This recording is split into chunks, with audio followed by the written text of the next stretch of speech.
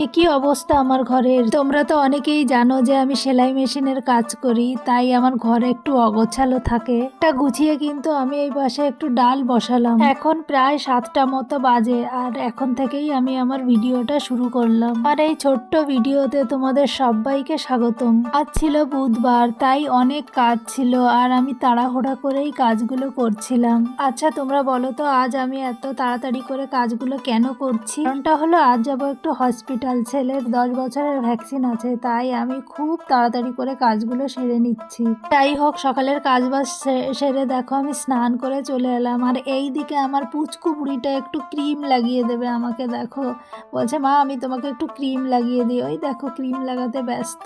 আমায় বলছে তুমি ক্রিম লাগাও, তাহলে তোমাকে দেখতে সুন্দর লাগে। আমি বলছি ঠিক আছে তাহলে দাও। এবার পুজোটাও সেরে নিই, নাহলে হসপিটালে যেতে আবার লেট হয়ে যাবে। দেখো কার্ড নিয়ে আমি চলে এসেছি হসপিটালে। টাটা।